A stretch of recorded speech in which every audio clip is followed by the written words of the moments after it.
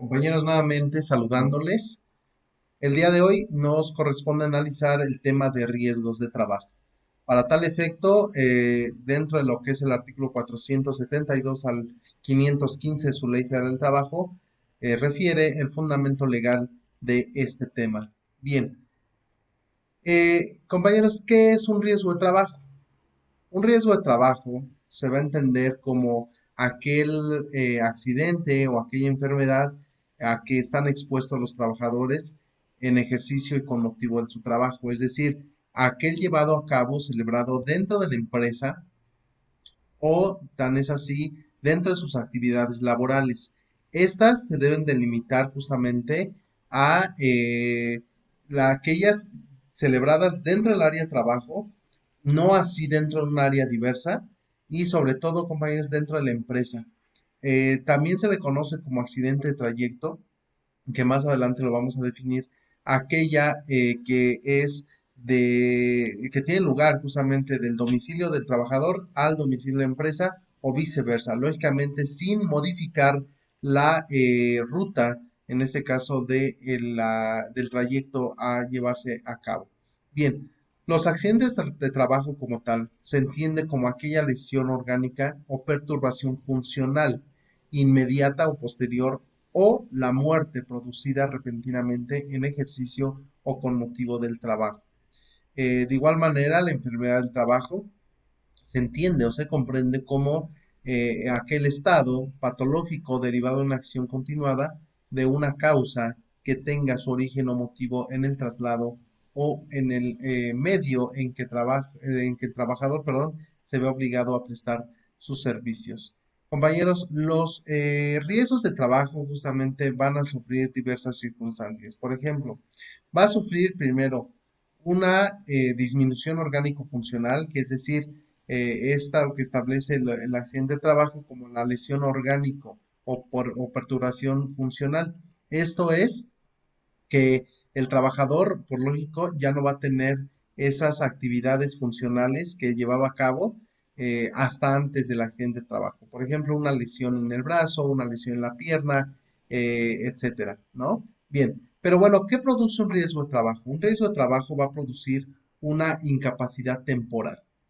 Una incapacidad temporal donde justamente el Instituto Mexicano del Seguro Social, que es la dependencia o la institución de seguridad social que va a otorgar la incapacidad del trabajador, ¿sí? Esto en aras de que lleve a cabo su recuperación, razón por la cual es incapacidad temporal, ¿ok?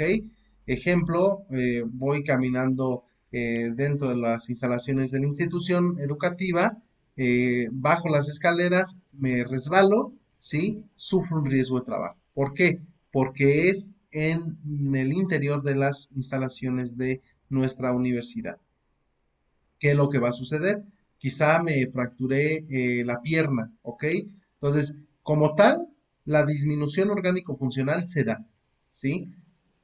¿Voy a poder seguir elaborando? No. ¿Por qué? Porque mi pierna la utilizo justamente para trasladarme, ¿ok? Entonces, el Instituto Mexicano de Seguro Social, al momento que yo le haga del conocimiento al mismo, ¿sí? Que dicho sea de paso, compañeros, tenemos 72 horas únicamente en términos de la ley del Seguro Social para hacerle el conocimiento a la institución de seguridad social de la existencia del riesgo de trabajo.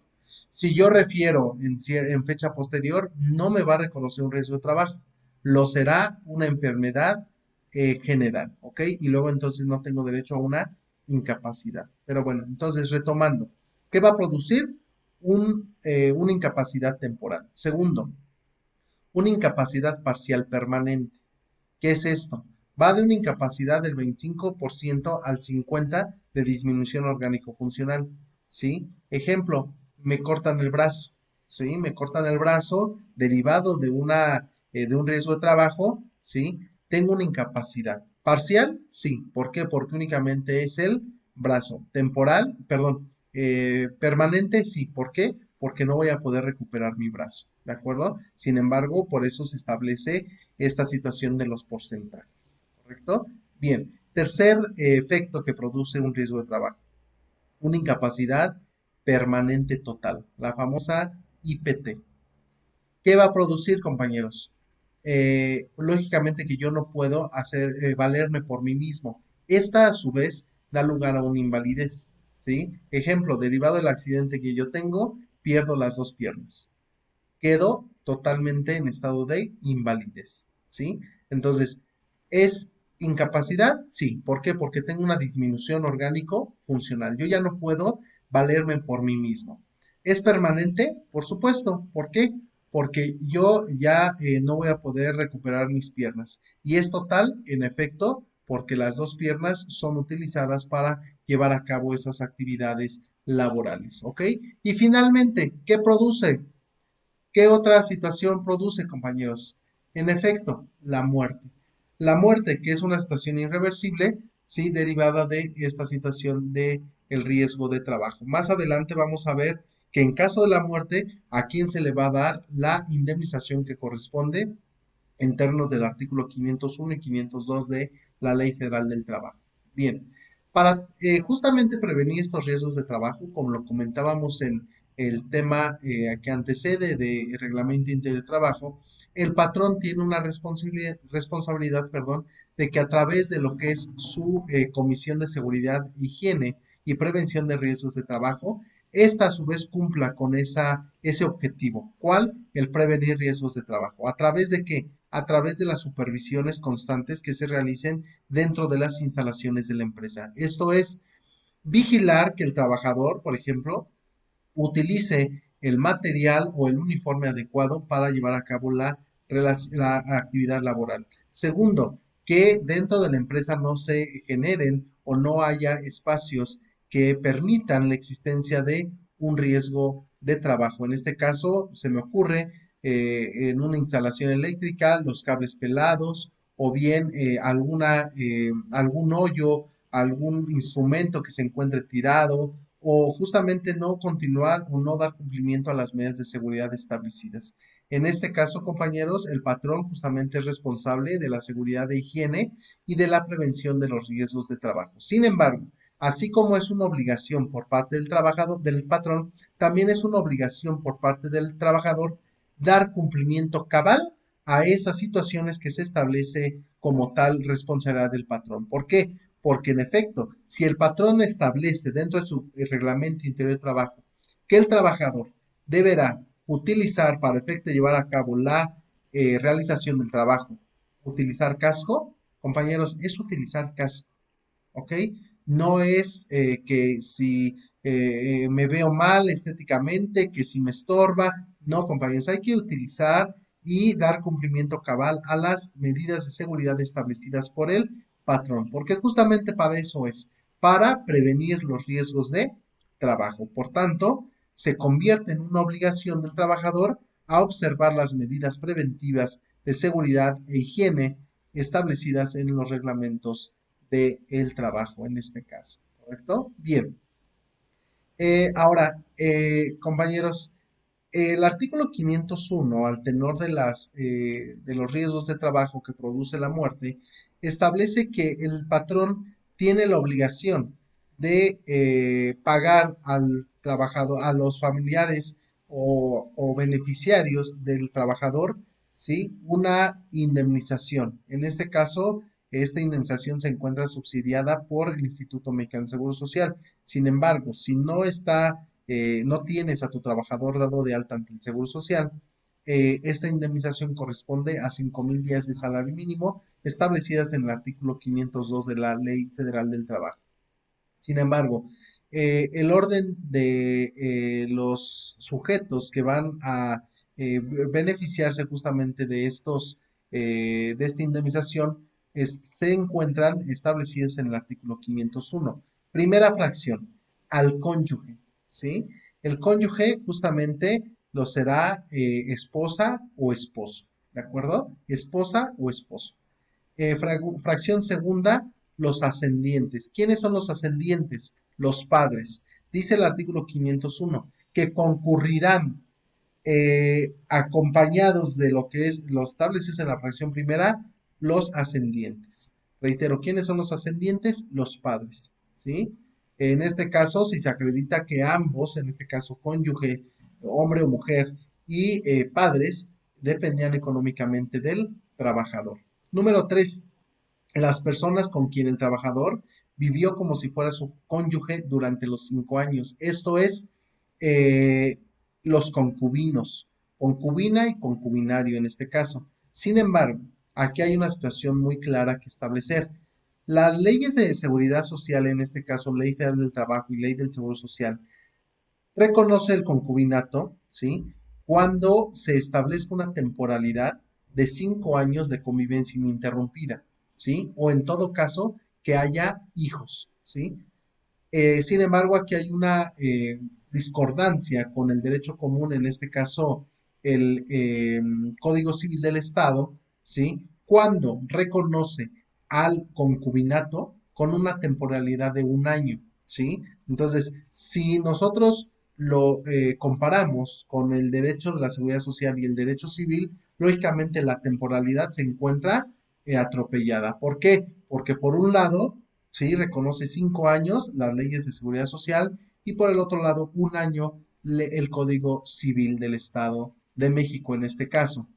Luego entonces, si tú te presentas ante el patrón o ante el Seguro Social con tu resolución de reconocimiento de concubinato establecida por el juez familiar de la entidad, ¿sí? Y reconoce únicamente, se reconoce el concubinato entre fulano y sutano, ¿sí? Al tenor de lo establecido en el Código Civil. La institución de seguridad social, y se los digo por conocimiento de causa, la institución de seguridad social no va a reconocer el concubinato. Luego entonces te va a negar esa indemnización y te tendrás que ir a un procedimiento ante la Junta de Conciliación competente. ¿Ok? Entonces por eso es importante que dentro del juicio de reconocimiento de concubinato se establezca la temporalidad mínima de 5 años. ¿Ok? O en todo caso, como establece la ley del Seguro Social, que existan hijos. Cuando existan hijos ya no es necesario, ¿sí? La temporalidad, porque esta la interrumpe, ¿correcto? Bien, y número 4, las personas que dependan económicamente del trabajador. Puede ser algún sobrino, alguna amistad, siempre y cuando se acredite que dependía económicamente del trabajador. ¿Ok? Bien, compañeros, y a falta de todos los anteriores mencionados, ¿sí? El artículo 501 de nuestra ley establece que si no existe ninguno de los anteriores, será el Instituto Mexicano de Seguro Social quien se beneficie de esta indemnización, ¿correcto? Muy bien. Ahora, compañeros, para efectos de calcular la indemnización que te corresponde, justamente se tomará en cuenta el salario base que en el momento del accidente el trabajador percibía, ¿correcto? Muy bien. Entonces, justamente, compañeros, es una de las situaciones de los riesgos de trabajo donde el trabajador tendrá que dar cumplimiento cabal a las instrucciones del patrón y el patrón, por ende, a su vez, tendrá que reconocer justamente o prevenir, más bien dicho, estas situaciones de prevenir los riesgos de trabajo. ¿Ok? Bien, ahora entonces, únicamente para finalizar, compañeros, una pensión otorgada por el Instituto Mexicano de Seguro Social derivada de un riesgo de trabajo va a reconocer justamente una indemnización global. Esta, cuando la incapacidad se establezca del 1 al 25% de disminución orgánico-funcional. Y segundo, cuando exista una disminución orgánico funcional del 25 al 50%, se entenderá como una pensión, en ese caso permanente parcial, y cuando sea superior al 50%, se entenderá como una incapacidad permanente total, lo que es igual a una invalidez, ¿de acuerdo? Muy bien, compañeros.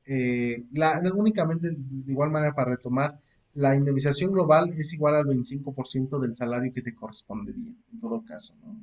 Entonces, es esta la situación, compañeros. Dentro de su ley federal del trabajo podrán establecer justamente ustedes, hay una tabla justamente donde se encuentran los riesgos de trabajo o las enfermedades profesionales que va a reconocer la ley al tenor de los derechos laborales del trabajador en este caso, ¿correcto? Bien, les pido que realicen la actividad establecida en la plataforma y de cualquier manera, si ustedes tienen alguna duda, con gusto a través del grupo de WhatsApp que tenemos del grupo, ¿sí? Las diferimos, ¿de acuerdo? Que tengan excelente tarde y un gusto